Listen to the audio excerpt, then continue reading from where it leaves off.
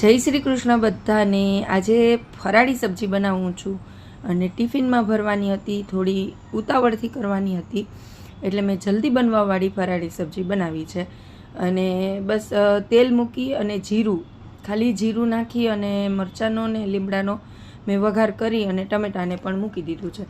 તો આ સબ્જીની ખાસ એક વાત કરું તમને હું કે ભાઈ મને કોઈએ નથી શીખવાડી, હું જાતે જ શીખી હતી અને બહુ વર્ષો પહેલાંની વાત છે કે મેં ટ્રાય કરી અને આ સબ્જી ખરેખર એટલી ટેસ્ટી બની કે ત્યારથી અમારા ઘરમાં રેગ્યુલર ઘણી વખત આ ફરાળમાં આ સબ્જી બને છે। તો તમે જોજો અને એક વખત ટ્રાય કરજો, તમને કેવી લાગે છે ચોક્કસ કમેન્ટ કરજો।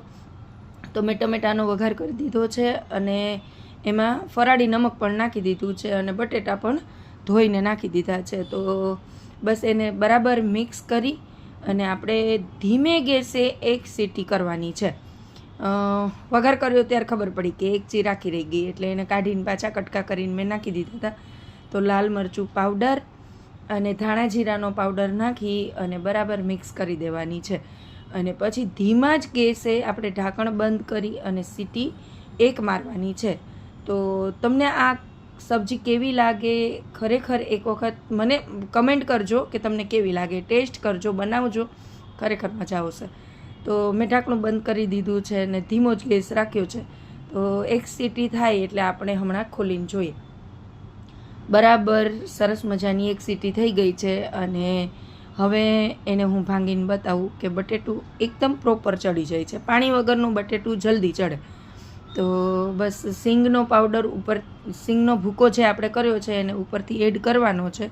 તો બનાવ્યો છે ઘણો, પણ શાકમાં કેટલો મિક્સ કરવો એ આપણે એમાં મિક્સ કરતી વખતે જ ખબર પડે કે કેટલો સમાય છે। બહુ વધારે થઈ જાય તો થોડી કઠણ થઈ જાય, એટલે પ્રોપર આપણે બને ને એવી રીતે સિંગનો ભૂકો નાખવાનો અને ખાંડ ને લીંબુનો અનહદ સ્વાદ આવે છે। તો તમે ચોક્કસ ટ્રાય કરજો, ખરેખર મજા આવશે આ સબ્જી ખાઈને। આ સ્પેશિયલ મારા જ સ્વાદની સબ્જી બનશે અને તમે કોણ કોણ આવી રીતે સબ્જી બનાવો છો અને આમાં કંઈ મારે એડ કરવું જોઈએ કે તમારું શું કહેવું છે, તો ચોક્કસથી કમેન્ટ કરજો। અને કેવી લાગી તમને આજની રેસિપી? આ છે ફાઇનલ ખીચડીનો કે કોરા શાકનો ફાઇનલ લુક। Thank you.